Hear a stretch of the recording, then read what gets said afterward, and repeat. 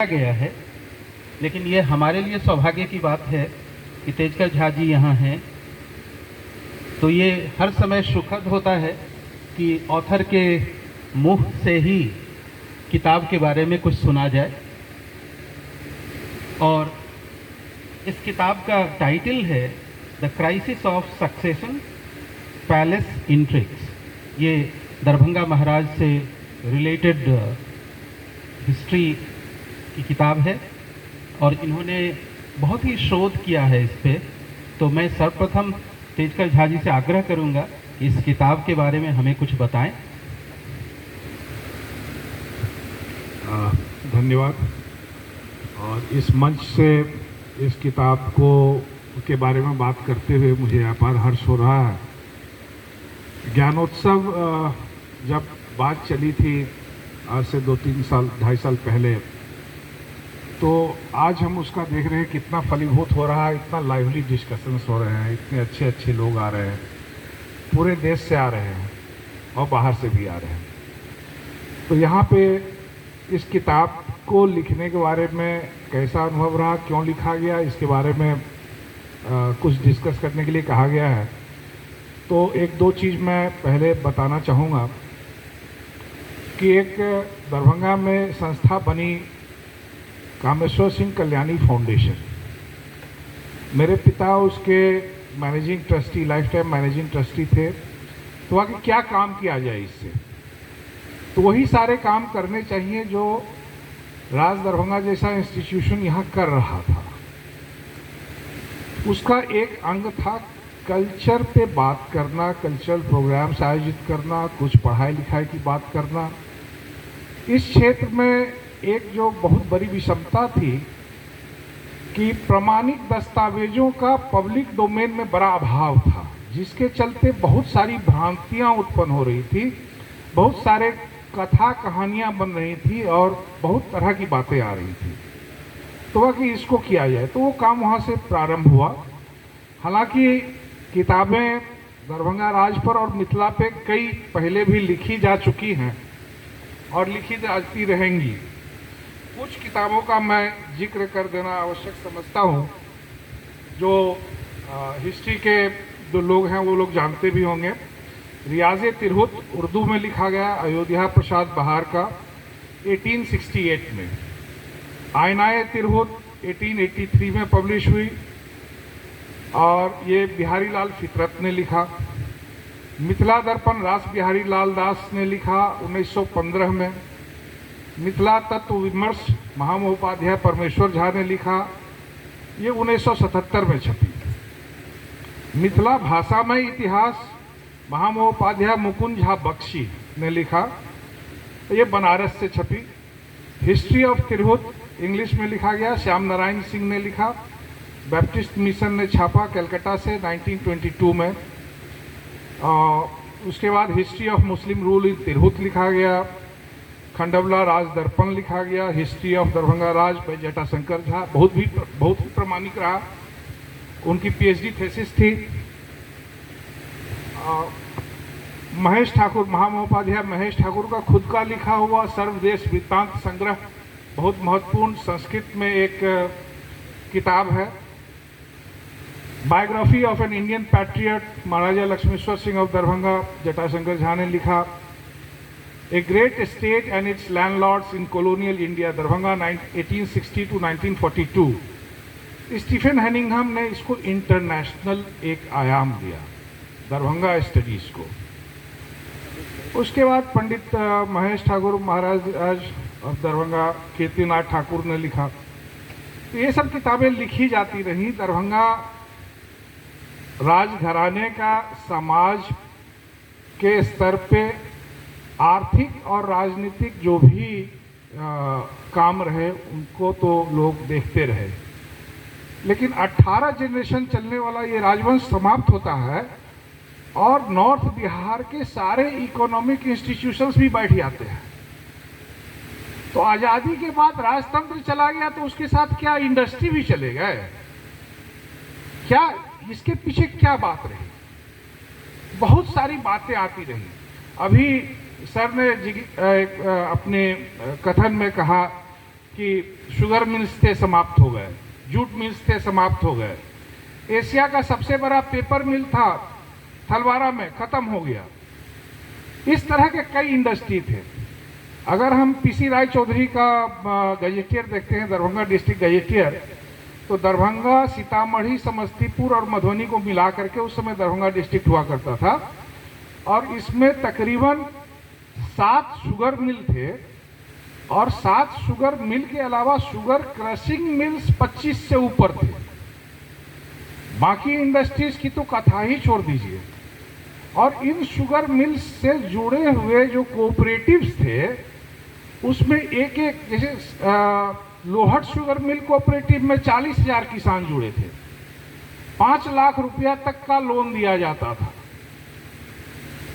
इसी तरह से अन्य शुगर मिल्स में भी थे। मैंने उसको कैलकुलेट किया तो लगभग 2.25 लाख किसान जुड़े हुए थे, और उस समय दरभंगा डिस्ट्रिक्ट की आबादी 40 लाख से 42 लाख के बीच में थी।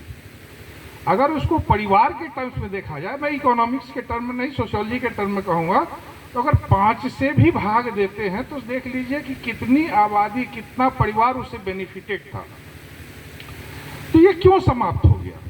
एक स्वतः ये जिज्ञासा मन में रही।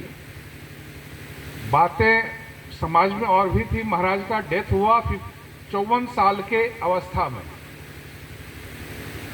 पब्लिक में भी जो रिपोर्ट आई और बाकी जगह भी जो प्रत्यक्षदर्शी थे उनसे भी मैंने बातें सुनी, तो मन में बहुत सारे प्रश्न थे। 2-3 चीज मैं इस किताब के जरिए ये करना चाह रहा था। बात में शुरू हुई 1913 ईस्वी में। एक कनाडा के ओंटारियो में रहने वाले रिसर्च स्कॉलर थे, he was a professor at Michigan, John Albert Rorabacher. उन्होंने एक किताब, उस समय वो रिसर्च कर रहे थे, जो बाद में प्रकाशित हुआ 1916 के आसपास, roots of backwardness in Bihar and Mithila. काफ़ी पॉपुलर रही किताब, बड़ा विस्तृत किताब है, बड़ा प्रामाणिक किताब है। तो उनसे पता नहीं कैसे मैं जुड़ गया, और हम लोगों की बात इंटरनेट के माध्यम से हर सप्ताह 10 दिन पे होने लगी। डॉक्यूमेंट्स हम लोगों ने तलाशे, आर्काइव्स में समय बिताए, बहुत सारे डॉक्यूमेंट्स मिले। फिर स्टीफन हनिंघम भी जुड़े, और बात हुई कि एक नया काम किया जाए, क्योंकि स्टीफन हनिंघम ने जब काम किया था उस समय बहुत सारे डॉक्यूमेंट्स पब्लिक नहीं हुए थे, या उनको आर्काइव्स में उतना अच्छा एक्सेस नहीं मिला था। तो काम एक शुरू हुआ कि पहले डॉक्यूमेंट्स तो इकट्ठा करें, फिर लिखा जाएगा। अब कल्याणी फाउंडेशन में क्या हुआ कि महारानी साहब ने कहा मेरे पिता से कि आप एक वचन दीजिए कि आप महाराज के ऊपर में लिखेंगे। तो पिताजी ने कहा कि हाँ ठीक है, लिखेंगे। तो रोराबेकर का डेथ हो गया 2016 में। तो हम लोग थोड़े हतोत्साहित हुए कि अब कैसे इस टीम को फिर से ये किया जाए। 2017 में मेरे पिताजी का डेथ हुआ, तो लास्ट 1 महीना ज़्यादा बीमार रहे। तो उस समय हम लोग घर में बैठ के बात करते थे, तो मैंने उनको कहा कि आपने वचन दिया था कि ये किताब लिखेंगे, तो आप क्यों नहीं लिख ही देते हैं? तो उन्होंने कहा कि नहीं, मैं नहीं लिखूंगा। नहीं लिखूंगा इसलिए कि इसमें जितने पात्र हैं मैं पर्सनली सबको जानता हूँ, सबके साथ मेरा रिश्ता रहा है। तो मुझे अपने ऊपर इतना विश्वास नहीं है कि जब मैं लिखने बैठूंगा weight of my relationship will carry on the pen, so I won't be able to do the justice needed. तुम कर लेना, ये मेरे लिए बहुत इमोशनल एक सब्जेक्ट है। उनके डेथ के 5 साल तक मैं साहस नहीं जुटा पाया लिखने का, क्योंकि I was privy to all the documents. मैंने 8-8 घंटे लोगों के इंटरव्यू किए थे। तो लिखूं, ये महाभारत का संग्राम था, अपने ही लोगों पर तीर चलानी थी, किनको छोड़ूं किनको मारूं। फिर एक दिन ऐसा आया कि मैंने कहा कि नहीं, अब ये एक मेरा ड्यूटी है जिसको पूरा कर ही लें। तो मैंने लिखने का काम प्रारंभ किया और 20 दिन मुझे लगे इस किताब को पूरा करने में। मैंने इस किताब में सारे प्राइमरी सोर्सेज यूज़ किए हैं। महाराज लक्ष्मेश्वर सिंह का इंस्ट्रक्शन 1896, उसके बाद रामेश्वर सिंह की डायरीज, उसके बाद कामेश्वर सिंह का नोटबुक्स, उनकी बड़ी महारानी के पूरे डायरीज 27 आउट ऑफ 36 जो सरवाइव किए, छोटी महारानी के 3 डायरी, बड़े कुमार जीवेश्वर सिंह के 1 diary, letters between fathers and sons, official documents, Purnia के कुमार गंगानंद सिंह के साथ हुए पत्राचार, क्योंकि ये सारे डॉक्यूमेंट्स कुछ न कुछ बताते थे, कहीं ना कहीं कुछ था जो इतना बड़ा ये एम्पायर जो 18 जनरेशन चला अचानक क्यों समाप्त हुआ, और इसके समाप्त होते ही पूरा का पूरा स्ट्रक्चर क्यों ढह गया। हम लोग उस तरह की लीडरशिप क्यों नहीं पैदा कर पाए। मैंने डॉक्यूमेंट्स एक देखा जो इसमें नहीं है क्योंकि इससे कंसर्न नहीं था, मैं वो आपको बता दूं कि 1946 में करीब करीब तय हो गई थी कि 47 में इंडिपेंडेंस हो जाएगा और सरकारें बन जाएंगी, जमींदारी चली जाएगी। तो महाराज ने 6 आदमी का एक कमेटी बनाया और उनके सामने एक प्रश्न रखा गया कि कल को आज़ादी के बाद जैसा है अभी बात कांग्रेस का चल रहा है कि जमींदारी समाप्त हो जाएगी, तो राज दरभंगा क्या करें। तो उन्होंने एक 3 टियर इंडस्ट्रियलाइजेशन का प्लान बना के दिया जो 16 पेज की डॉक्यूमेंट है कि कौन इस क्षेत्र के अपने प्रोडक्ट्स, रॉ मटेरियल क्या है, ह्यूमन रिसोर्सेज के क्वालिटी क्या है, और उन पर आधारित कौन कौन से उद्योग लगाए जा सकते हैं, और एग्जिस्टिंग टैक्स स्ट्रक्चर जो है उसको देखते हुए कितनी की आमदनी उससे हो सकती है और कितने लोगों को नौकरी मिल सकती है। इस प्लान के तहत काम शुरू हुआ था। दरभंगा में एक टेक्निकल इंस्टीट्यूट खुला था 1920 में। यहाँ डेयरी फार्म्स थे, कोल्ड स्टोरेजेस थे, प्राइवेट इलेक्ट्रिसिटी कंपनी थी, और इसमें पब्लिक पार्टिसिपेशन था। बैरोलिया फैमिलीज, मारवाड़ियों को लाया गया दरभंगा, बसाया गया। क्यों? क्योंकि हम इस क्षेत्र के लोगों में एंटरप्रेन्योरशिप नहीं था। जहां धरती में उपज ज्यादा होती है वहां एंटरप्रेन्योरशिप स्किल कम पाया जाता है। एक सोशियोलॉजिकल फेनोमेनन है। राजस्थान में इसीलिए बिजनेसमैन ज्यादा होते हैं, बिहार के बिजनेसमैन कम होते हैं। आप अनाठारी क्या माने कहीं भी चले जाइए तो बिजनेस में आपको मारवाड़ी ही मिलेंगे। जैसे पहले लेन देन का जो कारोबार था उसमें खत्रीज थे, खत्रीज वेस्ट यूपी से आए थे। तो ये सब बातें थी मन में, इनको सारे डॉक्यूमेंट्स को लेकर के मैंने एक किताब बनाई। आप लोग को पसंद आएगी शायद, मैं आशा करता हूँ। और मैंने कुछ सवालों के जवाब दिए हैं इसमें, लेकिन उससे ज़्यादा मैंने प्रश्न उठाए हैं। प्रश्न इसलिए उठाए हैं क्योंकि इतिहास में और किसी भी सब्जेक्ट में जब तक प्रश्न सामने नहीं रहेगा लोग काम क्या करेंगे। तो प्रश्न उठाना और वाजिब प्रश्न उठाना सबसे पहली आवश्यकता होती है। एक प्रश्न जो मेरे मन में बहुत दिनों से घूम रहा था, हम लोग क्या किए। आप राज दरभंगा के एक्सपेंस के बारे में अगर पूछेंगे तो 11 तरह के इंडस्ट्री थे। अशोक मेहता लिखते हैं, he is a communist writer, economist. उन्होंने लिखा कि 1962 में दरभंगा एविएशन को जब इंडियन एयरफोर्स में एसिमिलेट कर लिया गया, it took another 23 years for the first freight plane to land at Guwahati. And it took another 30 years or a few years more for the first passenger flight to land at Darbhanga. Imagine the gap, what happens in between. तो एक ये भी रही। Darbhanga aviation का अपना 3 हवाई अड्डा था। कूच बिहार, दरभंगा बड़े हवाई अड्डे थे।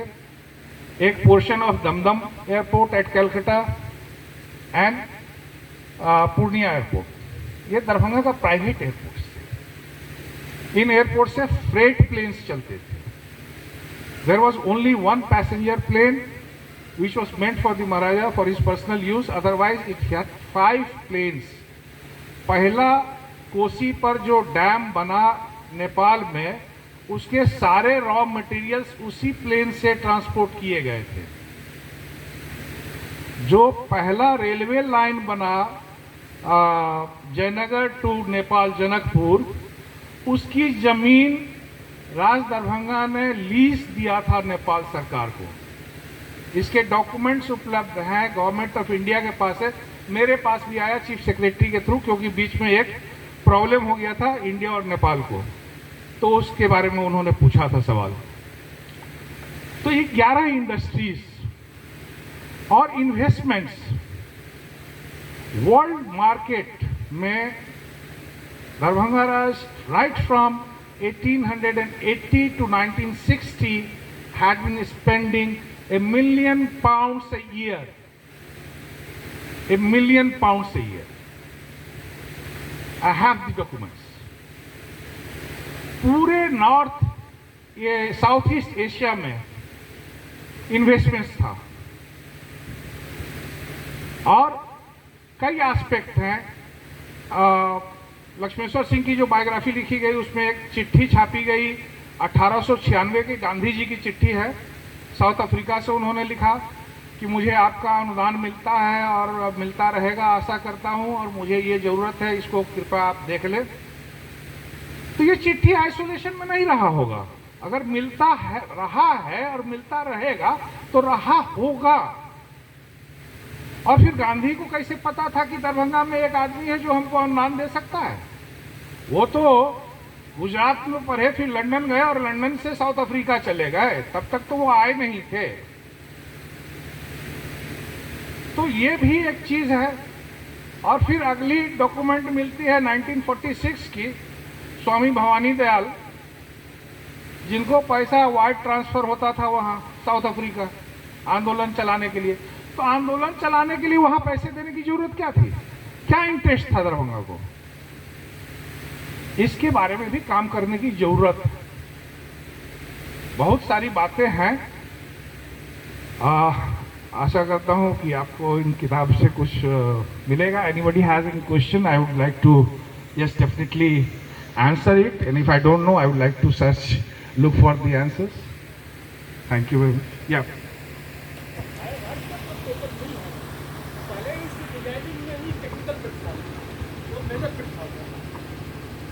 क्या प्रोडक्शन वहाँ नहीं हो रहा था? प्रोडक्शन बेशक हो रहा था, रॉ मटेरियल आसाम से आ रहा था। रॉ मटेरियल आसाम से नहीं आ रहा था, नहीं भी आ रहा था, लेकिन उसकी जो डिजाइनिंग थी, इरेक्शन था, उसमें हमेशा फ्रॉम द बिगनिंग से ही पिटफॉल था। और वही मेजर कारण था। बहुत से बॉयलर पड़ते, बहुत से सार मशीन थे। I can understand your concern with the designs and all, लेकिन वो वहाँ एस्टैब्लिश की गई एशिया की लार्जेस्ट मिल थी, इसमें तो कहीं कोई संदेह नहीं है। करेक्ट। प्रोडक्शन हो रहा था, इसमें भी संदेह नहीं है। बंद हो गया, उसको बेची गई, इसमें भी संदेह नहीं है। लोगों के एम्प्लॉयमेंट चले गए, इसमें भी संदेह नहीं है। नहीं, डिजाइन पे हम बात करते हैं। ऐसा देखिए, ऐसा इसलिए होता है कि पेपर आज भी इम्पोर्ट हो रहा है डिजिटलाइजेशन में, कनाडा से, इंडोनेशिया से, थाईलैंड से, ठीक है। लेकिन आखिर क्या रीजन है? और गन्ना का ये प्रोड्यूसिंग मिल बैगास से भी पेपर बनता है, ठीक है। लेकिन बहुत सारे फैक्टर हैं जो दरभंगा जोन में बैकवर्डनेस आया, लेकिन वही समस्तीपुर जोन में एग्रीगेरियन एडवांस है, बिहार में भी एग्रीगेरियन रूप है। समस्तीपुर जोन में कितनी इंडस्ट्री अभी सर्वाइव कर रहे हैं? इंडस्ट्री तो बिहार में कहीं नहीं सर्वाइव। कितना परसेंटेज बिहार में इंडस्ट्री? क्या उनमें भी डिजाइनिंग? उस पर तो बड़ा लंबा बात होगा। हाँ, ओके। और कोई क्वेश्चन हो?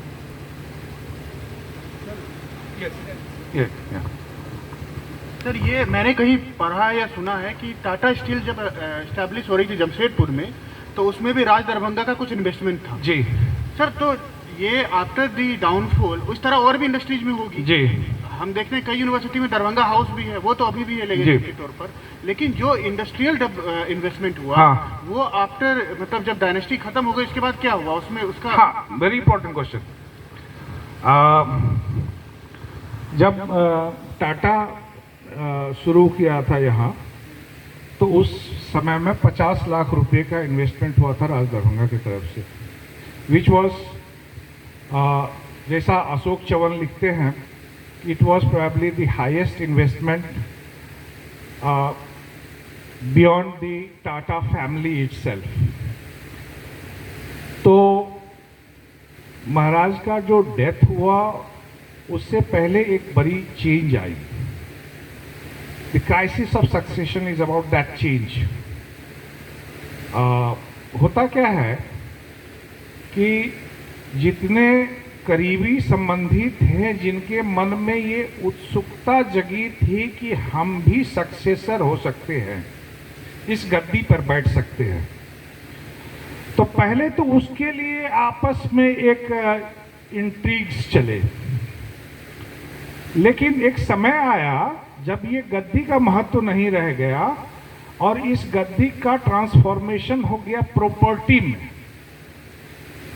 तो प्रॉपर्टी के लिए जद्दोजहद शुरू हुई, वहां से लूट की राजनीति शुरू होती है। उसके बाद परिवार के कुछ बाहर के लोग भी आते हैं, और जब वो आए तो दो काम हुआ, जो लूट सके सो लूट सके, जो न लूट सके उसका पेपर डिस्ट्रॉय कर दिया जाए। तो दरभंगा का आर्काइव जो था वो one of the most well kept archive था, लेकिन 1972-73 में उसके पेपर्स डॉक्यूमेंट्स को निकाल करके रद्दी वालों के हाथों बेचा जाने लगा। उस समय फ्रांस के 2 रिसर्चर यहाँ थे, और वो लोग जब देखे कि ये सारा बेचा जा रहा है, वो पूछा कि क्या हो रहा है, तो बोला कि ये बिक गया, ये रद्दी वाला ले जा रहा है। तो गया और जा करके एक पोस्ट ऑफिस से टेलीग्राम किया पीएमओ को कि अगर ये नहीं रुका तो हम लोग यहाँ पर अनशन करके प्राण दे देंगे। तो फिर पीएमओ से इंटरवेंशन हुआ और उन्होंने कहा कि हम नेशनल आर्काइव्स के तहत इसको ले लेंगे। तो उस समय जो छोटे कुमार थे, Suheshwar Singh, the most illiterate of the 3 nephews of the Maharaja, उन्होंने कुछ वकीलों के साथ मिलके एक केस किया कि नहीं, आप नहीं ले जा सकते हैं, क्योंकि अब वो लैंड वाला क्वेश्चन आ जाता है कि राज दरभंगा की जमींदारी की जितनी पेपर्स थी, लैंड रेवेन्यू का जो पेपर्स था, वो ये लोग देना नहीं चाह रहे थे, क्योंकि उससे पैसा आता था। कोई भी अपना पेपर खोजने के लिए गया तो जैसे आज सीओ ऑफिस में हमको पैसा देना पड़ता है, वैसे वहाँ भी देना पड़ता था।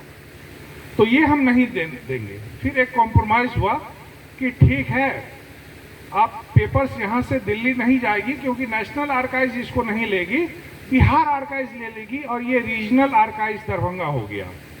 और उसके 2 पार्ट कर दिए गए। रेवेन्यू पेपर्स जो थे वो राज दरभंगा का ऑफिस में रह गए, और बाकी पेपर्स जो थे उनको अंग्रेजी मुहाफिज खाना करके कर दिया गया। और अंग्रेजी मुहाफिज खाना के जितने कैटलॉग्स थे उनको डिस्ट्रॉय कर दिए गए, और एक जमात का 2 पार्ट, एक इलिटरेट heirs और बेनिफिशियरीज, और एक very literate and very cunning outsiders, दोनों ने मिल करके इसको चौपट किया।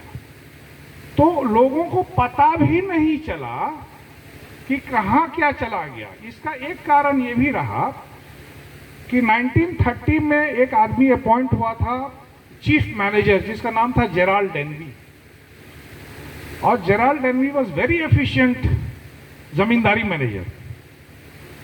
वो 1951 में चला गया दरभंगा से। उसके चले जाने के बाद महाराजा ने भी हेड ऑफिस में बैठना छोड़ दिया, और कोई नेक्स्ट चीफ मैनेजर नहीं अपॉइंट हुआ। बाकी सारे लोग इंडिविजुअल डिपार्टमेंट्स के मैनेजर थे, कोई हेल्थ सेक्शन का था, कोई लीगल सेक्शन का था, कोई इंडस्ट्री का था, ऐसे करके हुए।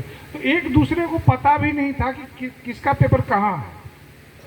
और इन्वेस्टमेंट्स के पेपर महाराज खुद हैंडल करते थे, क्योंकि हमारे बीच में अमल जी हैं, इनके प्रपितामह जो थे वो राज दरभंगा के सबसे काबिल इन्वेस्टमेंट अफसर थे। आप कुछ कहना चाहेंगे तो मेरे बात करें। और उन्होंने महाराज को ट्रेनिंग दिया था, कामेश्वर सिंह को। तो इन्वेस्टमेंट्स वो सारा करते थे। लंदन की विकरसन कंपनी को महाराज ने खरीदा था और उसके थ्रू इंटरनेशनल ट्रेडिंग उनकी होती थी। तो ये सब जो सडन डेथ हुआ उनका, तो उसमें भी लोगों को पता नहीं चला कि कौन से पेपर यहाँ है, कौन से पेपर लंदन में रह गए, क्योंकि 3 बार उन्होंने अपनी ज़िंदगी में ये डिसीजन लिया और फिर उसको बदला कि हम इंडिया छोड़ देंगे। परेशान हो गए थे लोगों से कि हम अपने इमोवेबल एसेट्स को बेच देंगे और सारे प्रॉपर्टी लेकर के लंदन शिफ्ट कर जाएंगे।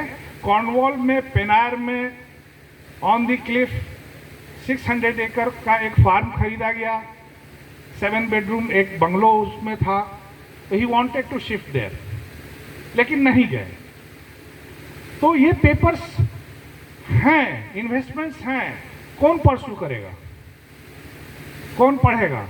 19,000 एकड़ जमीन आज के दिन में आसाम, 1890 में आसाम में ब्रिटिश सरकार ने एक पॉलिसी डिसाइड किया कि भाई जो भी आएगा बाहर से जंगल क्लियर करेगा और यहाँ खेती करेगा, उसको पहला 10 साल कोई टैक्स नहीं लिया जाएगा। उसके बाद हम लोग एसेस करेंगे कि 10 साल का एवरेज क्या प्रोडक्शन रहा है, उसके हिसाब से टैक्स करेंगे। राज दरभंगा ने बहुत जमीन एक्वायर किया वहाँ। नॉर्थ बिहार से काफ़ी लोग माइग्रेट किए, आज भी हैं। तो वहाँ के जो पेपर्स देख रहे हैं, तो 19,000 एकड़ सिर्फ Guwahati rural and Guwahati urban में है, लेकिन नोबडी नोज। अब इनको अगर बता भी दिया जाए ना, पेपर हाथ में दे दिया जाए ना, तो ये किसी के पास चौराहे पे बैठेंगे कि भैया इसको जैसा डील कर लो, 30% ही हमको मिल जाए तो हम खुश हैं, हमारे पास तो 100-200 करोड़ आ गए। जो आदमी 6,000 crore at 1984 index, price index की इंडस्ट्रीज खत्म कर लिया चंद 100 करोड़ रुपए के लिए, वो और क्या कर सकता है? Thank you.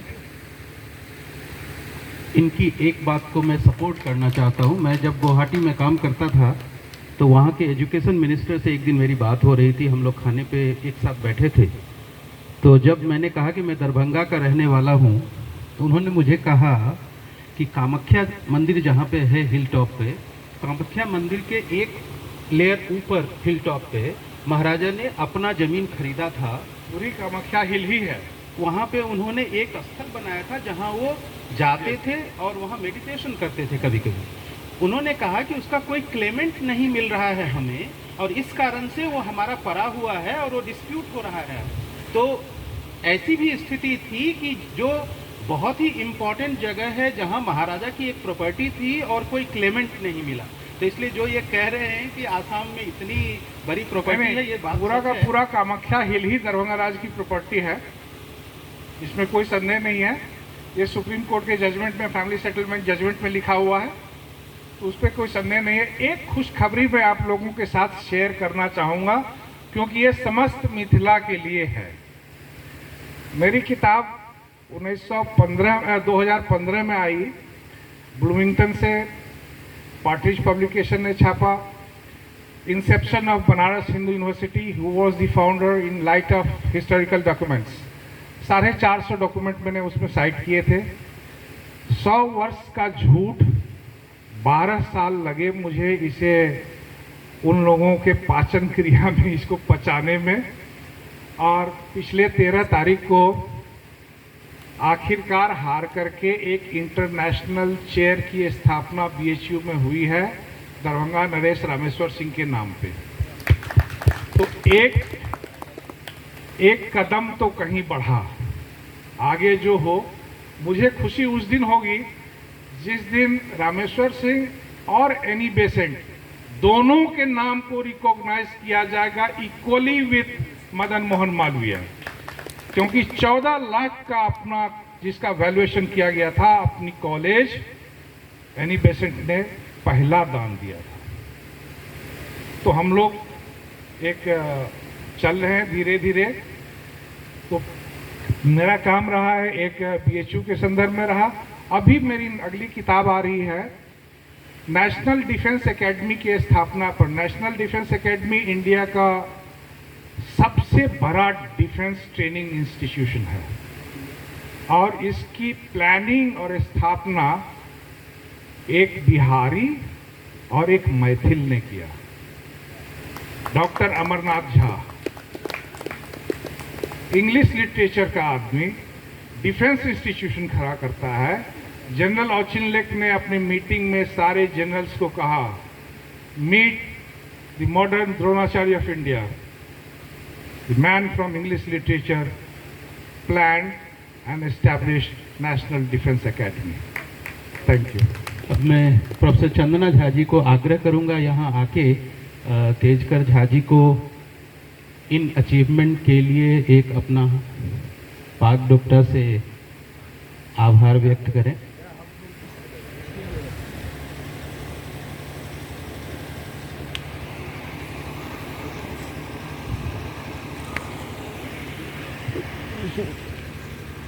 इस बीच में प्रोफेसर श्रीश चौधरी जी से आग्रह करूंगा कि यहाँ आए ताकि हम इस बुक को फॉर्मली डिस्प्ले कर सकें।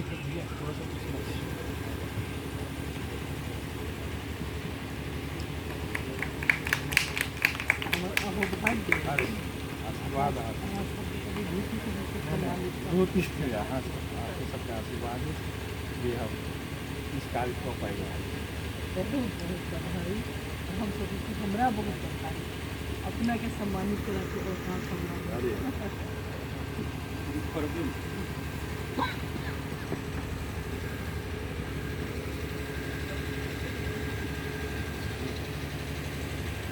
यह किताब से